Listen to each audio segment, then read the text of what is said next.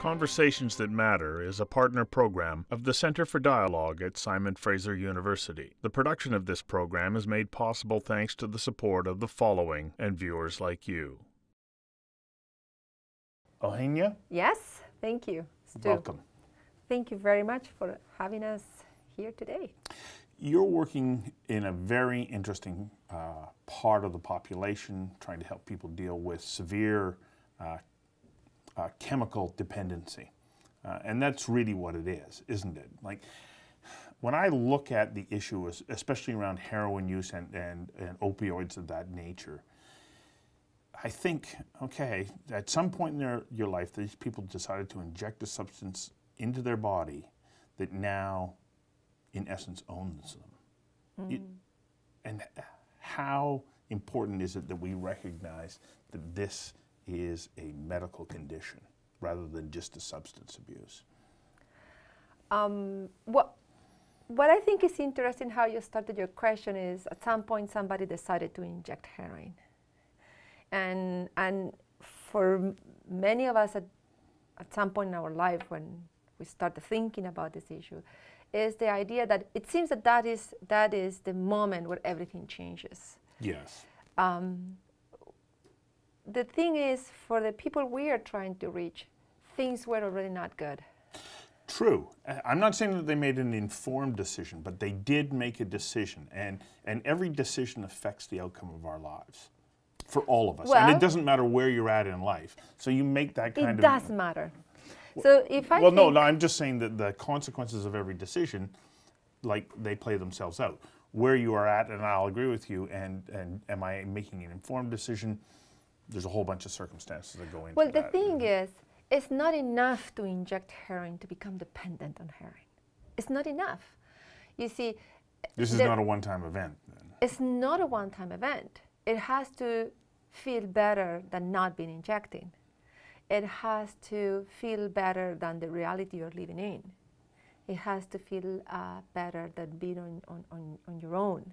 You see, I always think, like, you know, what if my children got and for some reasons in life ended up injecting heroin? It's possible. It is absolutely possible. Nothing, yeah. Especially those who have children know that you control pretty much nothing after you put them in the school system. So the point is, well, is that going to make the point where they are going to end up day in, day out for 15 years, like the people we are trying to reach with this treatment, for 15 years injecting heroin in the downtown east side in an alley? It is kind of unlikely. It is possible, but it's unlikely. Why? Because, well, I have to say, we are quite privileged. So I will have a basket of resources that I'm going to start throwing at the situation. So when we think of what are the people we are trying to reach, is people that, yes, they have had an encounter with injecting heroin, but at the same time, the recovery capital has been drained. What do you mean by recovery capital? Well, let's imagine that, you have no housing. You have no education. You come from a family where there has a historical trauma. Mm-hmm. You come from a family where there is mental illness and nobody can take care of you.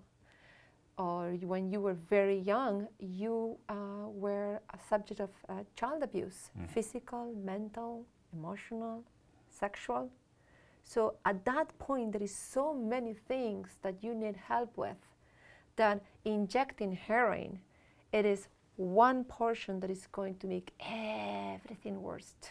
Mm-hmm. Because we use drugs for a reason, and it's because they feel good. Yeah. Or escape. Yeah. Exactly, Yeah. and escapes feels good. Mm-hmm. You know, that moment when you decide you're going to binge on TV and you forget about all the works and the problems that you have in life, and it feels like, Mm-hmm. It's hard for me to say how will I feel on heroin because personally I haven't tried, but I do know what it feels to have some sort of relief when things are not going right. So, as I hear you explain this, I don't want to give the idea that it's only people who come from challenging environments that can find themselves in a situation where they become opioid or heroin Absolutely addictive. right. Because I know people who came from very good circumstances, and you think, how'd you wind up there? But there they are. Exactly. And they all get to the point where the ability to deal with this is beyond them. Exactly. That is exactly the point we are trying to make with this treatment. Everybody can be vulnerable to heroin dependence, but how we are going to treat this, it depends on each path and circumstances. The people we are reaching are people that are really at the end of the rope. Mm-hmm. And we prescribing, in this case, injectable heroin, medically prescribed, or injectable hydromorphone, and is another alternative that we are trying to see if this is going to work, is because by the time we, the healthcare system, the social services, meet them, they have been in the street for 20 years. Mm-hmm. You know? At that point, we need something to re-engage them on the healthcare system. People get very hooked on the idea that we prescribe heroin. The prescribing of the heroin is one tiny portion of what we do. The most important part is the building relationships and re-establishing a way of caring for people that we have not done from the healthcare system for more than 20 years. Okay, I can hear somebody who hears you say that right now going, okay, well then if that's the most important part is the building of the network and the relationships, then why give them the heroin? Because if not, they won't come. You see? And that is perfect.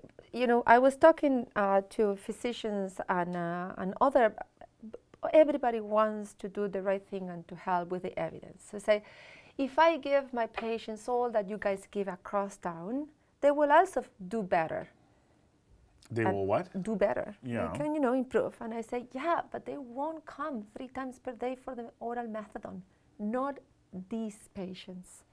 You see, it seems that the injectable heroin is enough motivation to re-engage them in structured care. Mm-hmm. You know? So I get it when the media reads, oh, heroin is so like, you know, avant-garde, it feels avant-garde. It's really not that avant-garde. Does it still feel avant-garde? Because we've been sort of marching down this path for close to a quarter century now in different jurisdictions around the world, and for quite some time here in Vancouver. Yes, you're so right. You should give in the interview, you know, because it's totally true. It's not that avant-garde. When people say, "Oh, this is such an interesting new treatment," no, there is nothing new exactly on what we're doing. We have been trying to do this. What is getting old is people getting so hooked on the idea that you are enabling drug users. No, you know, we are not enabling anybody. We are just realistic. This is the reality we're facing. What are we going to do to reach people that we have left behind for 20 years? So, yeah, granted, there is the role of the injectable, medically prescribed heroin. They come because we are giving them the medically prescribed heroin. But that is not the core of what we do. The core of what we do is to build on relationships and provide comprehensive care. So over the last 15 years, you've had a couple of different programs. You had the NAOMI program, which project. Explain what that was. Well, it's a different ones. What we are doing is research, and then we struggle to get policymakers to actually transform the evidence on the research into a program.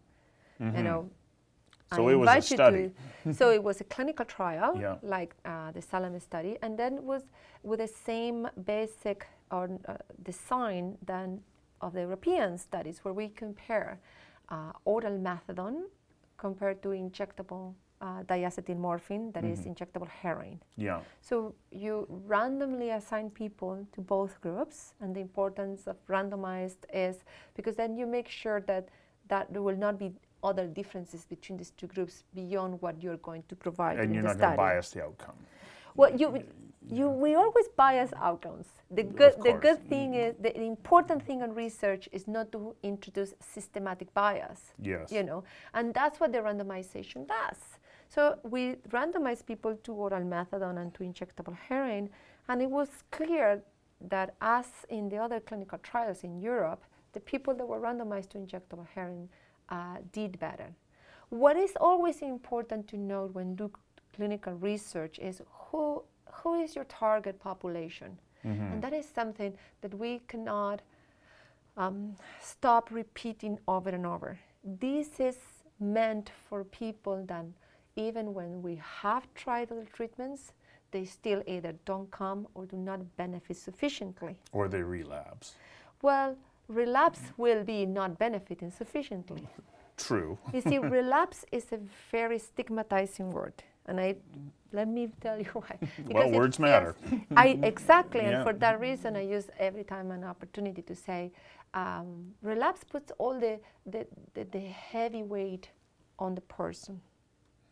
When at the end of the day, if we had way more alternatives and a more compassionate, evidence-based care, there will be much less events where people find themselves with nothing else but injecting street heroin. Which is incredibly dangerous, especially today. You know, it's really hard. I was one day at the research office. Of course, I work at UBC and St. Paul Hospital, and I came to the research office here in the downtown east side, and one person knocks the door, and he knocks the door, and we receive them. And the research team, the ones that know, and they look like they know what they're doing. And he says, "Hey, I want to get into the program." And so we always have to say no, because we don't have capacity to do that, and it's not even up to us, the research team. You know, they need to be referred, and there is no capacity. So we try to like sit and talk to them and take their names to not just say no and go away. And he said, "But you understand that I'm scared of dying. You understand that?" With all that passion, and so that is what it feels, not to have an alternative way of doing drugs. Yeah. I Death is an ever-present companion. How that works in your life, you know, it's very complicated. It's very hard for us even to think of research when that is the reality that people face. Granted, there is budgets and policymakers and all that, but at some point, we will have to be brave and push for treatments that are evidence-based and compassionate. So you get the evidence from the NAOMI Yes. clinical survey. It's clinical trial. Thank you. And that leads us to SALOME.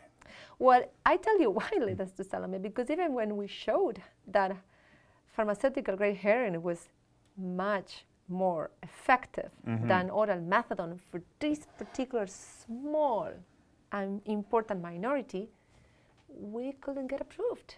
You still couldn't get approved, even though you had evidence-based information. Yes. So you had to go back and do it again. Well, no, we did something different. We had a very small group of people receiving another opioid painkiller called Hydromorphone. As potent as diacetylmorphine, very similar. Opioids are very similar, although we react very differently to them, but they're very similar. So we said, okay, what if this other injectable opioid might be an alternative to injectable heroin, given that the federal government is not going to approve and nobody seems to want to pay. So we did what is called a non-inferiority study, that is kind of like asking, is hydromorphone as good as medically prescribed heroin? And we did show that yes. You know, granted, the patients won the pharmaceutical grade heroin. After 100 years of promoting that this is the drug everybody wants, it's very difficult for this other drug to, you know, compete in that way. All the evidence comes from pharmaceutical grade heroin. But this drug, if you don't have the pharmaceutical grade heroin, this drug seems to be working. So now we have this other alternative that we can put on the table. There are some physicians that have been pushing for start prescribing hydromorphone to their patients. So there is 1, 2, 3 people doing this, try to advocate to provide a clean, medically prescribed opioid to people as an alternative to the street. So how many people were in the SALOME program? 202. 202. And right now the clinic has around 140 people with receiving either injectable hydromorphone or injectable heroin. As a result of SALOME? Yes, as a result of SALOME. So where are we at as far as you getting the funding, getting the support from the provincial and federal government to be able to continue this program? Because SALOME's finished, right? The clinical trial is finished. But so the people who were involved are still being treated. At Crosstown Clinic. At Crosstown Clinic, yeah. This is one of the parts of the story of doing clinical research that are the ones that always give me that warm feeling that there is so many people trying to do good, and regardless of ideologies, At some point, Providence Health Care, that it is a Catholic institution, took a stand and said, we're not going to let these patients in the street. So they advocated for the federal government to allow it to continue prescribing injectable heroin, and they pushed provincially to continue prescribing injectable hydromorphone. At the end of the day, it was very clear for Providence Health Care that this has nothing to do with the medication itself. It has to do with taking care of the most vulnerable people injecting street drugs. And that was... It's about taking care of people. Yes, exactly. It's just the people we are reaching, there is not much for them around because it's been too long. They have been left behind for too long, so there's too much to repair. But has legislation changed? Is the provincial government getting behind this? Is the federal government getting behind it? Are they saying, yes, okay, we agree, or are they still sitting on the fence? Well, the federal government, what they did was to reverse what Rona Ambrose messed with. There is a special access program for any medication. If you need a medication that is not licensed in Canada, and you can demonstrate to Health Canada that this is the only one that is going to help you, they will provide you with a special access permit. So Rona Ambrose just said that diacetylmorphine should be out of that. And, that political party used that as a way of gaining votes because, it's very scary to say, these people are trying to put heroin in the streets. Exactly know what we do, but, everybody runs with whatever they want. So after that, Providence Health Care went to, challenge this decision of Rona Ambrose. We got an injunction. And when the government changed, what they did is to put things back as they were. That there is no restrictions on what medications can be requested for SAPs. Okay, but who's paying for it? Well, is it Providence? I usually ask that to Providence, but it's not being paid right now through the provincial government because it's not in the pharmacy, it's not licensed in Canada. But does not the provincial government and police and courts and mental health care workers and so many other different agencies that become the next stop along the way for people who are facing these challenges, Absolutely. Do they not benefit? Oh, they do. And they want it. You see, the part that is most important, that is the care, that is the majority of the costs come from the people, the staffing, the physicians and nurses. Yeah. That's the majority of the cost. The medication itself is a small part. So that is the majority of the cost. But if exactly as you say, if you think that around each patient is going to cost around $25,000 per year, yeah. And then you have research from independent sources saying that to us as a society, it costs us $40,000 to have people untreated. It is a no-brainer in terms of money. Yes. So it is important that the police is so supportive of what we are doing. Right. Because they become first responders. As they say, then we can actually take care of the police matter. At the end of the day, these are healthcare matters or psychosocial matters. So they are very excited. But you know, it seems these things, I think we're going to get there, but it's taking, you know, we need more people that are brave, that want to take the stand. Who are those people that need to take a stand? Is it all of us? Or absolutely, all of us. You doing this interview, you are taking a stand. You see, people think that this is just coming from one place. No, this comes from everywhere. What kind of community do we want to be? Do we want to be a community that leaves behind people that already had it very hard? Or we want to be a community that says, let's take care of everybody in the way we can. Of course, challenges in the middle, you know, all the time.